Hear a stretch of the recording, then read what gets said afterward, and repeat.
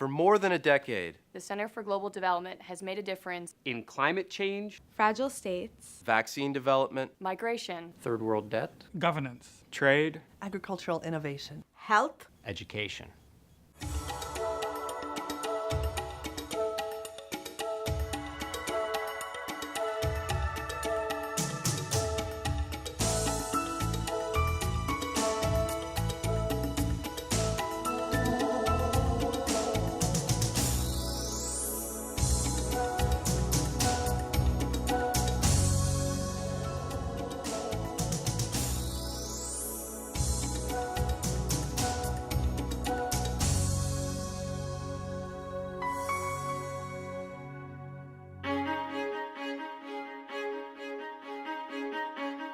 The global financial crisis had its roots in Wall Street and Washington, but the fallout threatened some of the poorest people in the world, people who lacked the means to cope with the loss of trade, remittances, and livelihoods.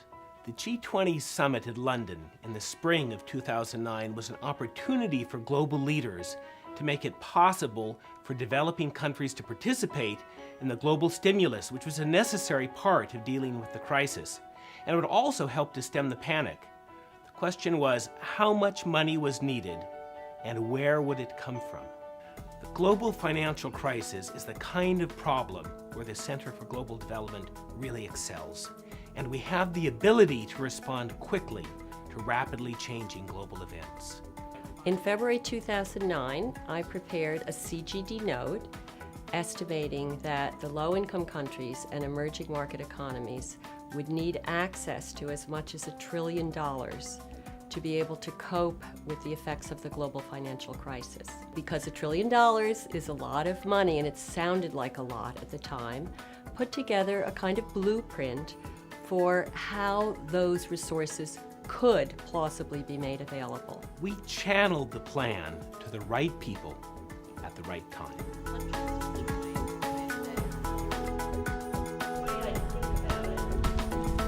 We were thrilled when UN Secretary General Ban Ki-moon, among others, picked up our plan for a $1 trillion stimulus package for the developing world. 1 month after we released Nancy's note, the G20 met and announced agreements ensuring that $1.1 trillion would be available for developing countries to cope with the crisis. But that wasn't the end of the story. President Obama and Secretary Geithner had taken important global leadership in getting this plan on the table. The next key step was that Congress agree to boosting IMF resources. We launched a quiet outreach effort on the Hill, briefing senior staffers in private. And Nancy testified twice before congressional subcommittees. Not long after, we received an email from Ted Truman, who was working at the US Treasury on the G20 negotiations. Dear Nancy, good news. You got your $1 trillion from the G20, plus some. The $1 trillion pledge helped to stem the panic, and it made it possible for the IMF and the World Bank and other lenders to help developing countries cope with the crisis.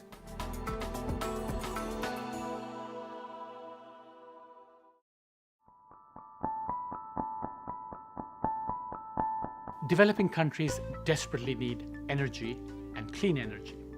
And it's generally accepted that they have a right to catch up. But the question is, what is this right to catch up?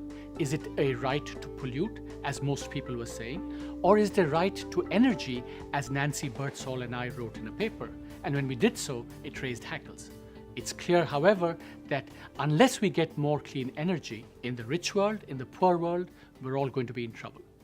Rich countries cause this problem, and rich countries will have to take the lead in addressing it. Strategic investment in clean technology is the key, and that was the idea behind the Clean Technology Fund, which was proposed by the Bush administration in 2007 and managed by the World Bank. We have to focus the Clean Technology Fund on renewables that will compete with coal once the renewables are operating at large scale. I researched the alternatives and concluded that solar thermal power was a great candidate for investment by the CTF. We at the Center wanted the World Bank to succeed in managing the Clean Technology Fund. But right from the start, we saw worrisome signs. The first was that the bank refused to consider solar thermal power. The second was that the bank actually supported investments by the CTF in coal-fired power. And the third sign that was worrisome emerged when I went to Karma to look into the bank's plans. Carbon Monitoring for Action, otherwise known as CARMA, is a public database and an interactive website that David created. Now, what does CARMA show? It gives data on all the emissions from power plants all around the world, and what the data show are really striking. There's a lot of CO2 being spewed out from especially coal-fueled power plants in developing countries and in rich countries. Karma revealed that the World Bank intended to fund massive coal-fired power plants in southern Africa and northwest India, precisely the places with huge solar potential. When we saw this, we knew that we had to act quickly and forcefully. The center produced working papers, newsletters, and blogs, and explained the issues clearly to members of Congress. Environmental activists picked up the issue. The center launched a campaign within the World Bank. I met with people there, gave the keynote address at a meeting of senior energy managers, and testified in Congress. Testifying in a congressional committee was very important, and then posting that testimony on YouTube was really powerful. A lot of important people in the right places saw that video. The purpose of this fund should be to make clean power as cheap as dirty power.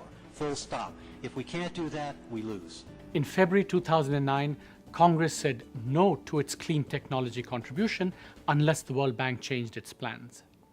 By the end of the year, the World Bank had turned around. It dropped support for coal-fired power, got behind solar thermal power, and arranged for CTF funding for large solar thermal projects in Africa.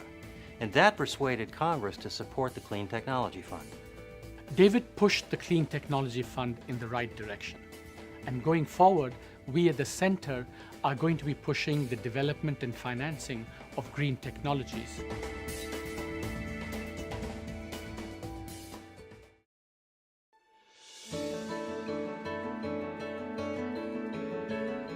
Funding for HIV/AIDS has increased massively in the last few years. In 2008 alone, $9 billion of funding were committed globally to HIV/AIDS to reduce deaths from AIDS as well as to prevent HIV infections. But are these monies being used in the best possible way? We developed the HIV/AIDS Monitor, which is an initiative that does in-depth analyses on the three major donors, PEPFAR, the Global Fund, and the World Bank MAP program. And we studied this in 3 countries, Mozambique, Zambia, and Uganda. And the idea was to understand how donors use this aid.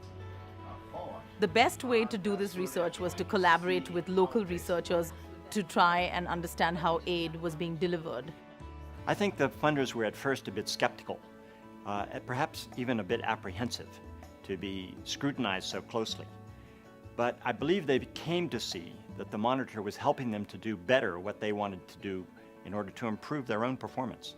One of the main things we encountered in the process of doing this research was that donors didn't reveal a lot of information about the program. So we pushed for greater information disclosure. Yes, what we are learning from the aid monitor research is going to have real impact here on the ground to improve the effectiveness of aid.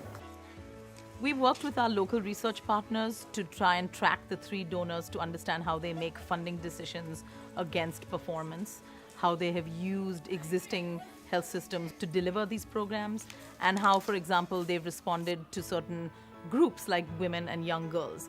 And in doing this research, we then developed recommendations that we shared with the donors so that they can act on these recommendations to improve the performance of each of their programs. We release our findings through publications that we post on the web, by doing events to inform the public, the donors, as well as Congress, and those who are affected by HIV/AIDS. Immediately after a push from the monitor, PEPFAR started releasing to the public the detailed data on what it was spending on each country, making it accountable to the public for its performance on the ground.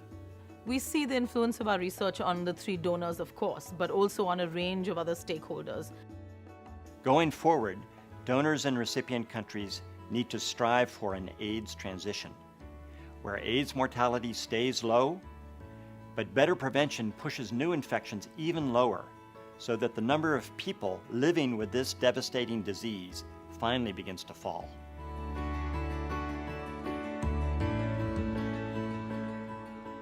The people who work at the Center for Global Development have this magical combination of being very smart, very intelligent, very focused, and very passionate about the mission of the center, which is all about making lives better in the developing world.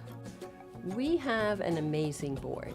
They act as ambassadors for our mission in the larger worlds that they occupy. I feel after 10 years just incredibly excited and proud of what we've been able to accomplish in what really is a relatively short amount of time. My ambition for the center for the next 10 years is that we stay youthful and agile while becoming even more mature and even more influential. What does CGD mean to me? An amazing community of deeply passionate and committed individuals. Intellectually rigorous. Intelligent. Innovative. Hard work. Fun. Open-minded. Quality research. Thought-provoking. We take our work seriously, but not ourselves. Action-oriented. Solutions.